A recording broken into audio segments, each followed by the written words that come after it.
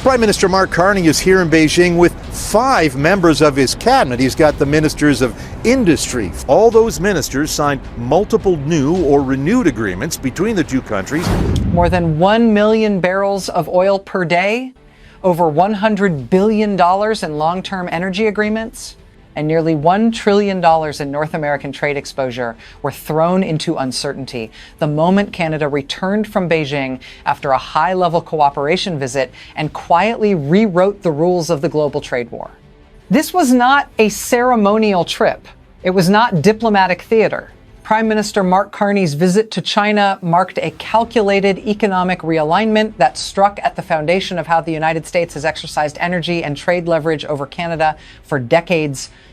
What remains largely unspoken is how close this moment came to triggering an economic rupture so severe that it would have sent shockwaves far beyond fuel prices or routine trade disputes.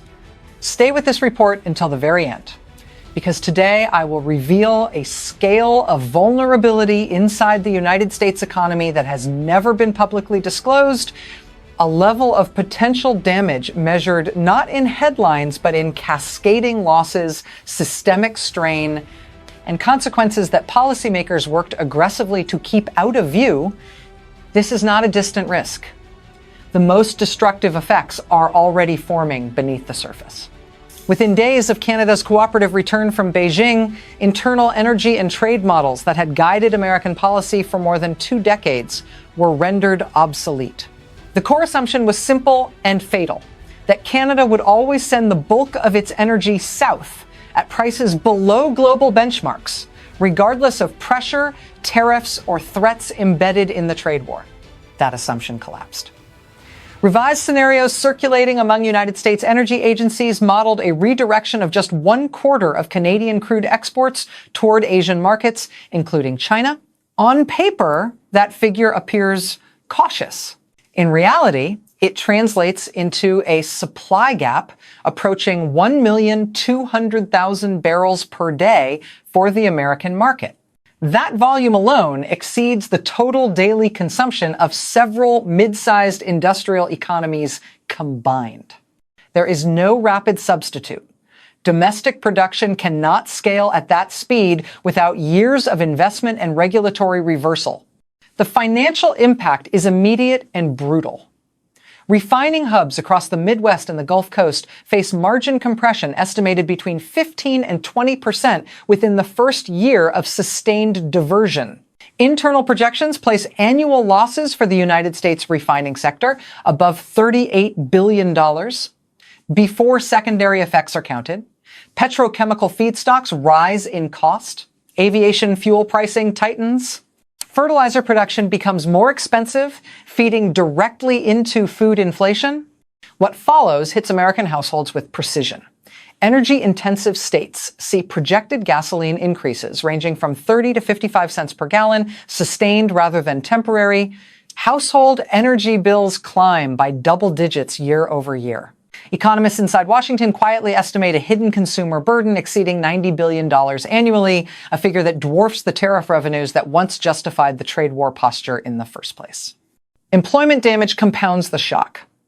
Models prepared for congressional briefings outline potential losses of more than 110,000 direct jobs across refining, transport, and downstream manufacturing. Indirect losses could triple that number. Entire local tax bases begin to erode, forcing cuts to public services that were never mentioned during tariff speeches or campaign rallies. The irony is devastating. Policies sold as protection for American workers now threaten their livelihoods at scale. Meanwhile, Ottawa's posture remains calm and procedural. Prime Minister Mark Carney does not issue ultimatums. Canada does not celebrate. It signs contracts, secures financing, and locks in market access measured in decades rather than election cycles. The contrast exposes a truth Washington is struggling to confront. Leverage only exists when alternatives do not. And here is the detail that has received almost no public attention. Several of these revised United States models include a contingency scenario labeled systemic stress, triggered if energy diversion accelerates beyond initial projections. That scenario does not stop at higher prices or job losses. It reaches into credit markets, municipal finance, and national economic stability. The most dangerous phase of this crisis is not unfolding in foreign ministries or energy boardrooms. It is unfolding quietly inside the domestic economy of the United States, where the consequences of the trade war are beginning to surface in places Americans were repeatedly assured would remain protected. The first impact hits consumers with little warning. As Canadian energy volumes tighten, wholesale fuel costs move through distribution networks with remarkable speed. Internal pricing models prepared for state regulators project sustained gasoline increases ranging from 30 to 55 cents per gallon across large sections of the country. These are not temporary spikes. They are modeled as persistent adjustments that do not reverse with seasonal demand. Household pressure compounds rapidly. Electricity, heating, transportation, and food prices rise together as energy-intensive production becomes more expensive. Economists estimate that annual household energy-related expenses climb by 10 to 12% nationwide, creating a consumer burden exceeding $90 billion per year. That figure alone surpasses the total tariff revenue generated during the most aggressive phases of the trade war. Employment consequences follow closely behind. Refining, petrochemicals, logistics, and manufacturing sectors dependent on stable Canadian supply begin to contract. Internal labor assessments circulated among policy staff outline potential losses exceeding 110,000 direct jobs within several years. Indirect losses tied to supply chains and local services could exceed 300,000 positions, concentrating economic pain in already vulnerable regions. Local governments absorb the next wave. Energy-linked tax revenues decline. Infrastructure spending is deferred. Social support systems face rising demand. At the same time, budgets tighten. The contradiction becomes unavoidable. A trade war framed as economic protection begins to function as an internal shock multiplier. Across the border, Canada experiences the inverse effect. As discounted pricing fades, national income rises sharply. Conservative estimates place annual gains between $35 and $45 billion simply from selling energy at global benchmarks. Investment accelerates. Employment expands. Fiscal resilience strengthens. What remains almost entirely absent from public discussion is the classification buried deep inside federal contingency planning. It is activated when energy price shocks, job losses, and municipal revenue declines converge simultaneously. It is not labeled recession. It carries a far more severe designation, one that policymakers rarely acknowledge openly and even more rarely explain. The most damaging consequence of this escalation is not confined to prices or employment. It is reputational, and it is spreading. As the trade war deepens, governments and markets around the world are reassessing a question that once seemed unthinkable: whether long-term economic alignment with the United States now represents a source of stability or a source of systemic risk. In the weeks following Canada's Beijing cooperation agreements, global energy traders quietly repriced contracts linked to United States-centered supply chains. Political risk premiums attached to North American energy routes rose sharply, in some cases exceeding those assigned to regions historically viewed as less stable. Analysts estimate that this repricing alone adds an annual cost burden approaching $140 billion across global energy and industrial markets. That cost does not disappear into theory. It is passed directly to consumers, manufacturers, and investors, many of them American. Allied governments take note. European policymakers, already unsettled by years of tariff threats and abrupt sanction reversals, begin accelerating diversification strategies that had previously moved at a cautious pace. Asian economies initiate exploratory talks not with Washington, but with Ottawa, viewing Canada as a politically neutral anchor capable of delivering long-term energy security without electoral volatility. Quietly, Canada's diplomatic status shifts. It is no longer perceived as an extension of American policy, but as an independent, stabilizing force. Capital follows confidence. International investment funds that had reduced exposure to North American energy during periods of heightened trade war rhetoric begin reallocating toward Canadian infrastructure, ports, pipelines, and grid systems. Conservative estimates place new foreign capital inflows into Canada's energy sector between $45 and $60 billion within a relatively short horizon. These investments are structured over decades, not political cycles, locking in relationships the United States cannot easily disrupt. The damage to Washington's influence compounds. Warnings carry less weight, strategic concerns are acknowledged politely and then ignored. The perception solidifies that American policy commitments can be reversed abruptly, while Canadian contracts are treated as durable. Influence, once lost, does not return quickly. Perhaps most unsettling for policymakers in Washington is what happens next. Other allies begin to ask a question that had long remained private. If Canada, historically one of the most integrated and compliant partners of the United States, can diversify successfully and improve its economic position, why should anyone else remain exposed to unilateral pressure? That question spreads faster than any tariff. Behind closed doors, officials acknowledge that the trade war has accelerated a process they can no longer control. Supply chains reorient, capital reallocates, trust migrates. None of these movements announce themselves loudly, yet together they erode the foundation of American economic leadership far more effectively than any adversary ever could. And there is one additional consequence that has received almost no attention, because it strikes at the heart of financial stability rather than diplomacy. It involves credit markets, municipal debt, and risk classifications that quietly determine how much the United States pays to finance its own economy. That is where the situation turns from serious to dangerous. At this stage, the damage is no longer abstract, and it is no longer reversible. What began as leverage inside a trade war has matured into a structural liability for the United States. The cost is now embedded in balance sheets, credit assessments, and long-term planning assumptions that do not respond to speeches or policy reversals. Inside federal and state finance circles, a quiet recalculation is underway. Higher and more volatile energy costs increase operating expenses across transportation, manufacturing, agriculture, and public infrastructure. Those higher costs reduce margins, suppress hiring, and weaken tax receipts.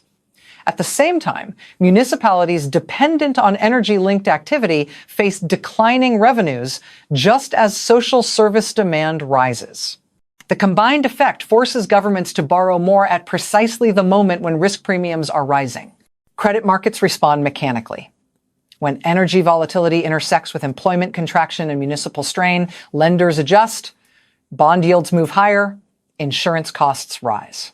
Refinancing becomes more expensive. Internal fiscal models project that, over a 5-year horizon, higher borrowing costs alone could extract more than $200 billion from public budgets across federal, state, and local levels. That figure does not include emergency subsidies, strategic reserve interventions, or industry bailouts that become politically unavoidable once closures and layoffs accelerate. This is the hidden price of the trade war. It is not paid at the border. It is paid through higher interest costs, deferred infrastructure, reduced public services, and long-term drag on economic growth. These effects compound quietly, year after year, long after the original policy architects have moved on. Meanwhile, Canada enters a different phase entirely. As energy exports clear global benchmarks rather than discounted North American pricing, national income expands by an estimated $35 to $45 billion annually. That capital strengthens fiscal buffers, supports infrastructure investment, and lowers relative borrowing costs. Canada's economic position becomes more resilient precisely as American exposure increases. The political legacy of Donald Trump hangs over this transformation. His tariff-driven doctrine taught allies a lasting lesson. Dependence on the United States carries unpredictable risk. That lesson did not expire with an election. It reshaped planning assumptions permanently. Even efforts to restore trust face a credibility gap that cannot be closed quickly, because markets price history, not promises. What makes this moment especially dangerous is that the final mechanism has not yet activated fully. It sits at the intersection of credit, stress, energy volatility, and public finance, and it is triggered not by a single shock, but by accumulation. Once crossed, it alters how the United States is financed, insured, and evaluated globally. That mechanism exists. It has a name. And once it comes into play, the costs accelerate in ways most Americans have never been warned about. What this moment ultimately reveals is not a temporary dispute or a passing cycle of tension, but a fundamental shift in how power now moves in the global trade war. It no longer travels through threats, tariffs, or public ultimatums. It moves through contracts, capital flows, and credibility. And on all three fronts, the balance has changed. For decades, the United States relied on an assumption so deeply embedded that it was rarely questioned, that Canada would always absorb pressure, accept discounts, and prioritize American stability over its own strategic autonomy. That assumption shaped energy planning, trade policy, and political rhetoric. It also created a dangerous blind spot. When leverage is mistaken for loyalty, the moment loyalty disappears, leverage collapses with it. Canada did not announce a rebellion. It executed an adjustment. Through cooperation, long-term planning, and diversification, it removed itself from a position of vulnerability and entered one of choice. Energy sold at fair value replaced energy sold under pressure, predictable contracts replaced sanction risk, sovereignty replaced dependence. The result is not ideological alignment with any single partner, but insulation from coercion by any partner. The cost of miscalculation now sits squarely with Washington. Higher prices, tighter credit, eroding influence, and a growing perception of instability are no longer theoretical outcomes. They are measurable trends. They affect households, workers, municipalities, and long-term growth prospects. And they persist regardless of who occupies the Oval Office, because markets remember behavior long after politics moves on. Perhaps the most unsettling truth is this. Nothing dramatic had to happen for this shift to occur. No treaty collapse, no military confrontation, no public rupture. Power moved quietly, efficiently, and legally through mechanisms the United States once dominated and now struggles to control. History rarely announces turning points as they occur. They become visible only in hindsight, when patterns harden and alternatives disappear. This is one of those moments. A trade war intended to project strength has exposed fragility. A pressure strategy designed to enforce alignment has taught independence. The question now facing the United States is not whether Canada's path can be reversed. That window has closed. The real question is whether Washington can adapt to a world where compliance is no longer guaranteed, leverage is no longer unilateral, and credibility must be rebuilt rather than demanded. Is this a bold strategy or a risky mistake for the United States? Thanks for watching.